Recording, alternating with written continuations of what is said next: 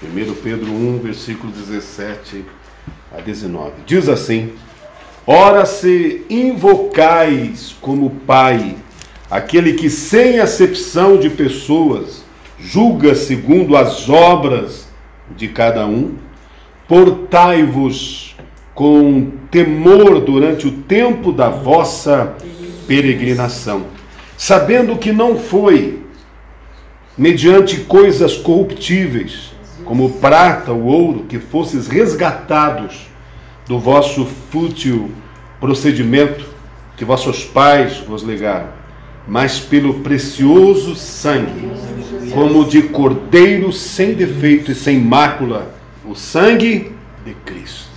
Então veja bem, mas com o precioso sangue de Cristo, como de um cordeiro imaculado e incontaminado. Nós vamos falar um pouco hoje sobre a postura cristã.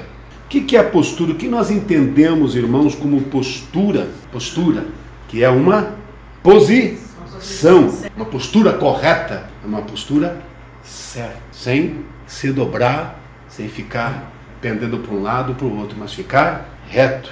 Mas nós não estamos falando aqui, irmãos, em questão de postura no lado físico, corporal nosso, mas a nossa postura quanto aos nossos atos, a postura quanto ao nosso estilo de vida, nosso comportamento em qualquer lugar. Qual deve ser a nossa postura? Amém? Qual deve ser a nossa atitude, nosso comportamento em todo lugar? Para nós entendermos isso, nós temos que lembrar o que Cristo fez por nós. Para nós entendermos qual deve ser a nossa atitude, nosso comportamento no dia a dia, primeiramente nós temos que estar lembrando, irmãos, do que nós éramos, o que Cristo fez em nossa vida, a vida que vivíamos no passado, a nossa conduta, a nossa atitude, de uma vida desregrada, uma vida sem Deus, sem o conhecimento da verdade. Então nós, olhando para o passado, vendo que ela não tinha uma postura correta, nós andávamos em conformidade, segundo o curso desse mundo, na igualdade, porque nós éramos de lá, vivíamos de lá, não éramos filhos de Deus, éramos criaturas, trazendo sobre nós a descendência adâmica, a descendência pecaminosa. Então, de um viver segundo a carne, de um viver segundo o mundo. Mas agora, irmãos, agora é diferente, nós temos que entender, tem que existir essa palavra, mas agora, essa é a questão. Agora, diante da vida que vivemos hoje, não mais aquela de outrora. Eu não posso mais viver como antes. Eu não posso mais viver como vivia antes, ou como o mundo vive, porque agora a coisa é outra, irmãos. A Bíblia diz: ora, se invocais como Pai. Agora nós invocamos Deus como Pai. Nós somos filhos de Deus.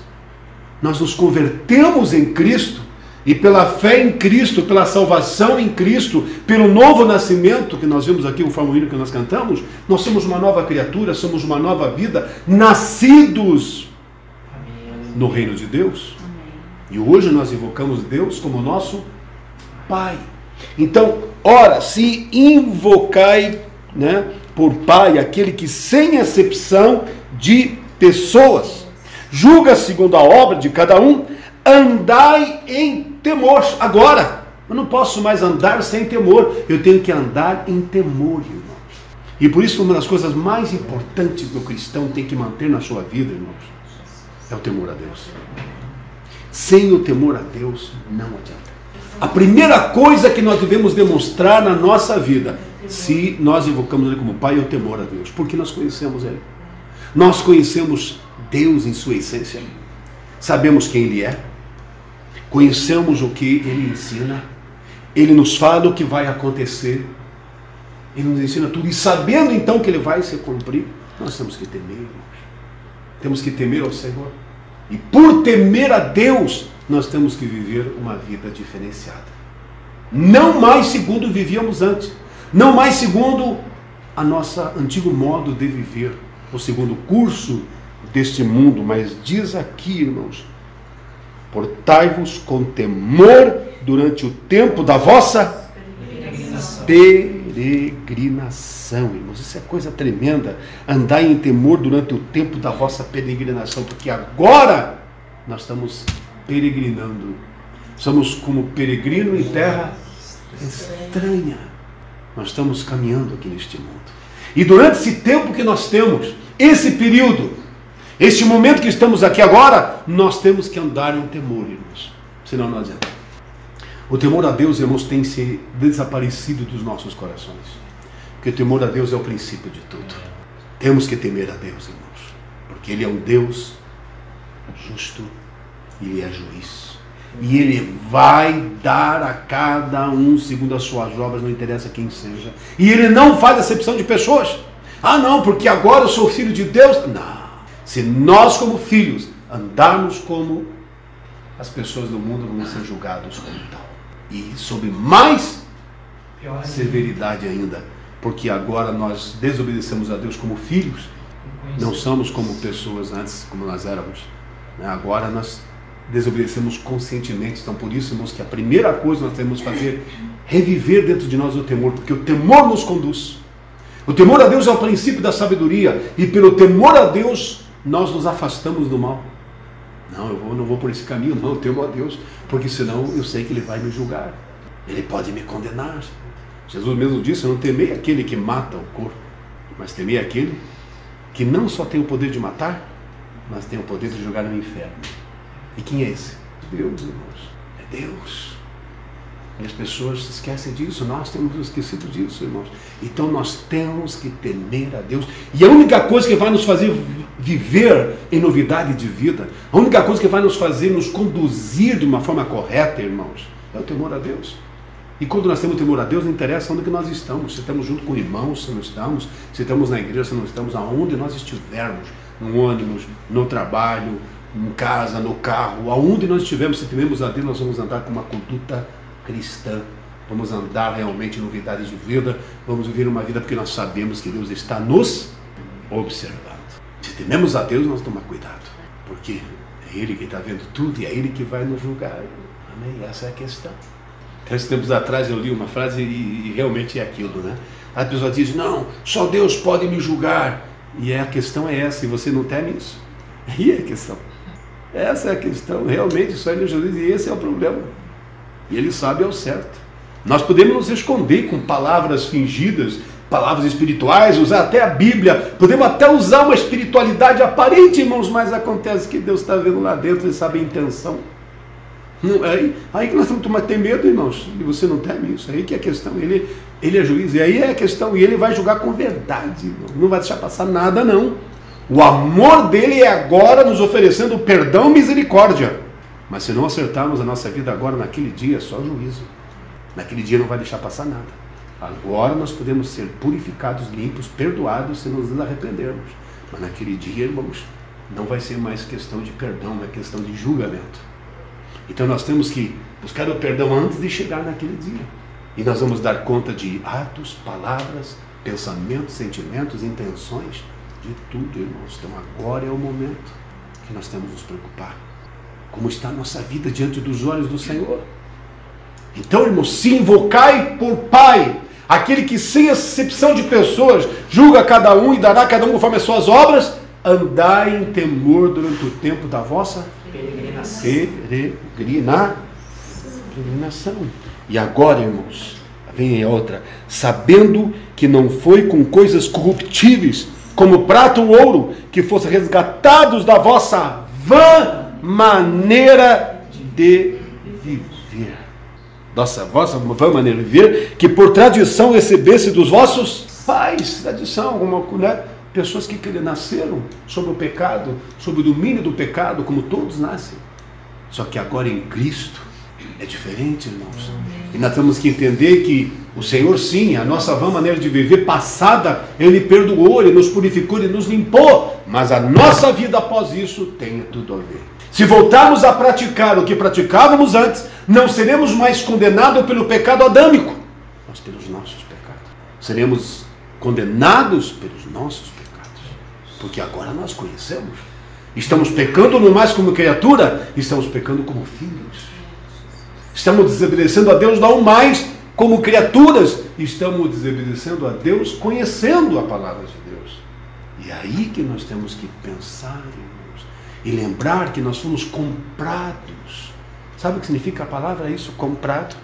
Comprado, o que significa algo que foi comprado? Teve um custo. Fomos comprados. E olha o preço que ele pagou. Incalculável. Incalculável. Não existe como se possa pagar uma vida, porque ele deu a sua vida. Ele nos resgatou. Fomos comprados com o sangue puro, justo, santo, inocente, imaculado, incontaminado. Ele nos pagou. Por isso que lá em Atos 20 e 28, apacentar a igreja de Deus, que ele resgatou com o seu próprio sangue. É por isso que diz o sangue de Deus, que era o sangue de Cristo, irmãos. Ele não cometeu pecado, nem por pensamento, nem por sentimento. Ele foi tentado, mas não pecou em nada.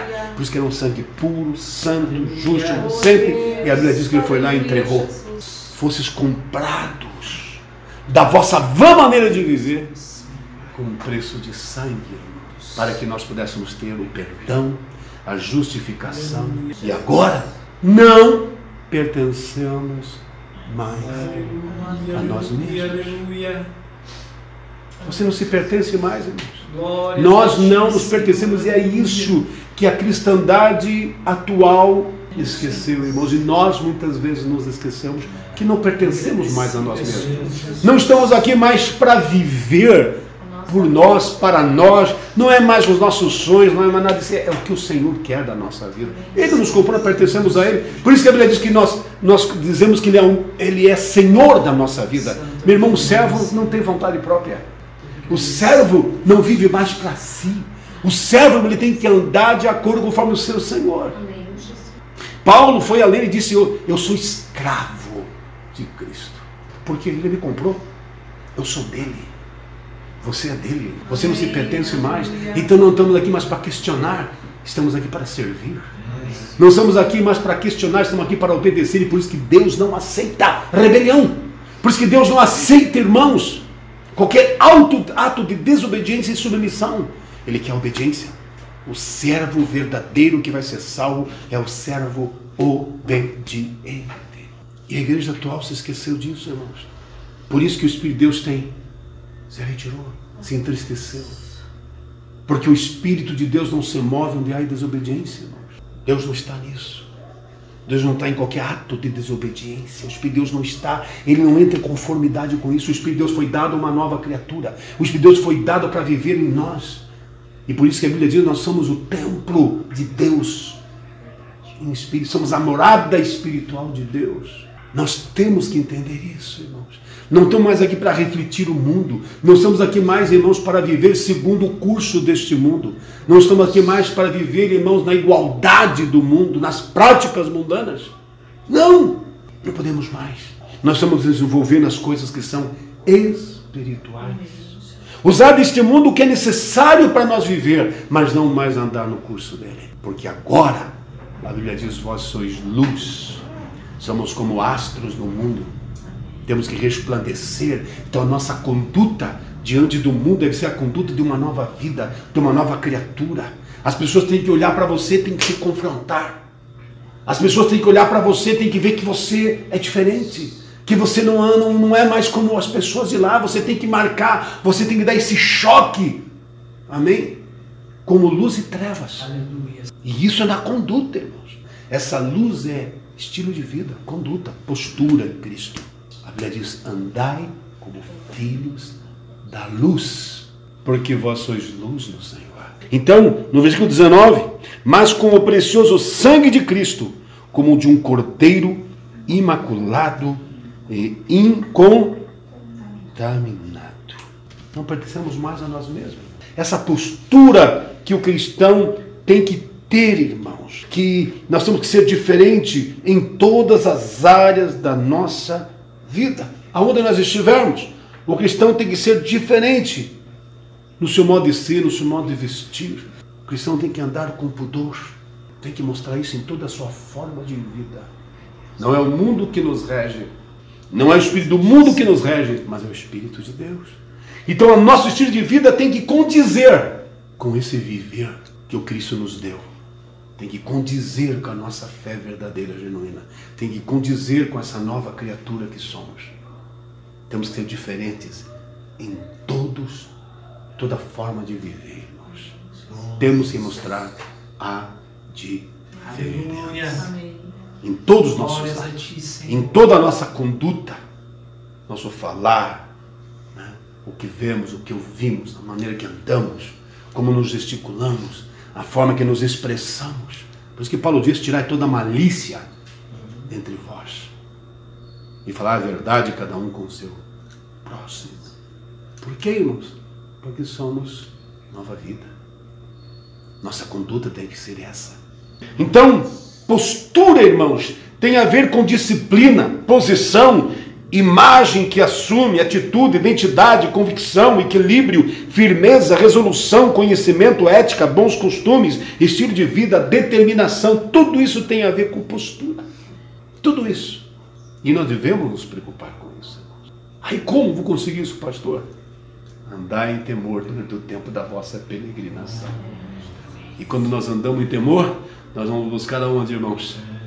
Na palavra de Deus. Como é que o Senhor quer que eu viva? Como o Senhor quer que eu haja? Como o Senhor quer que eu me comporte? Essa preocupação, irmãos. Nós não podemos viver assim. O cristão, irmão, não pode viver nessa distração, nessa correria, nesse domínio, irmãos, do dia a dia. Porque é por aí que o diabo trabalha. Que você levanta naquela loucura, aquela coisa toda, esquece quem você é, esquece tudo, irmãos. O cristão não pode viver dessa maneira. O cristão deve ter disciplina. Ele deve, irmãos, pôr para si mesmo uma forma de agir, irmãos. Pôr para si mesmo um estilo de conduta. E por esse estilo de conduta se determinar, se aperfeiçoar, irmãos.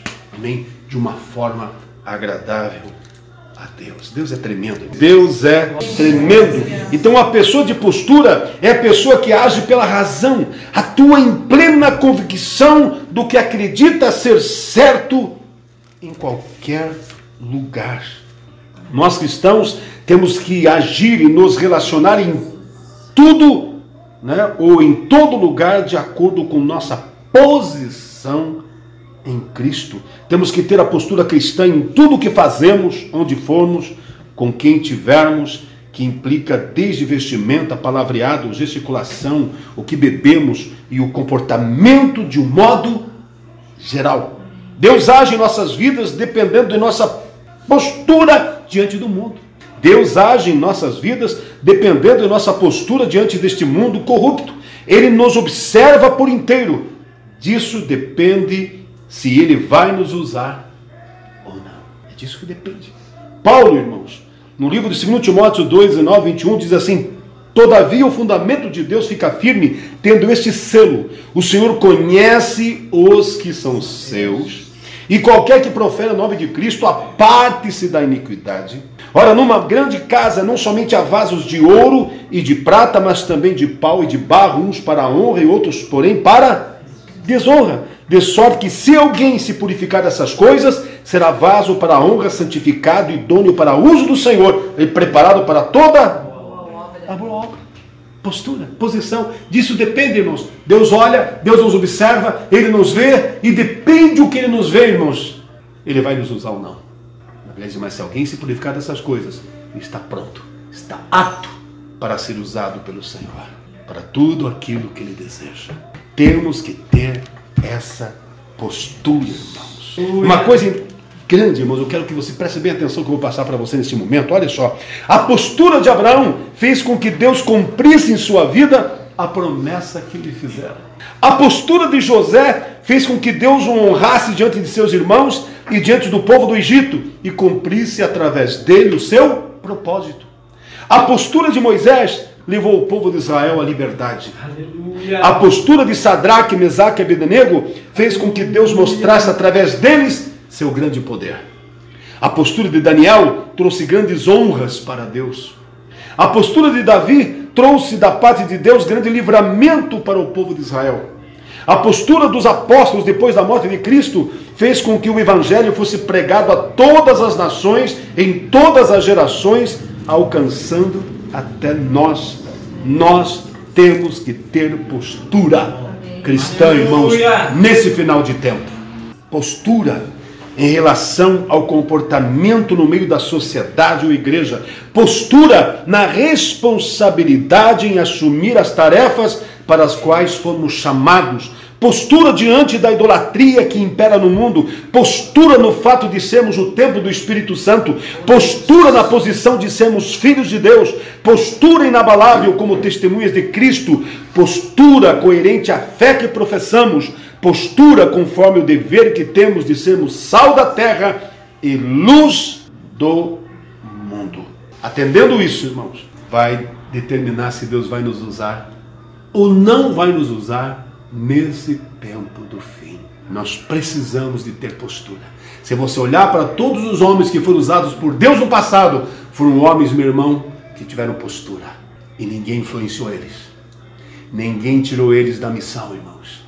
Ninguém conseguiu distraí-los, arrastá-los para uma coisa e outra. Não, eles permaneceram firmes naquilo que Deus nos chamou. Nós precisamos disso, irmãos. Para que Deus age em nós e através de nós nesse tempo final. Então a nossa postura determina o que Deus vai fazer em nós através de nós. A nossa postura determina se as promessas de Deus irão se cumprir em nossas vidas ou não.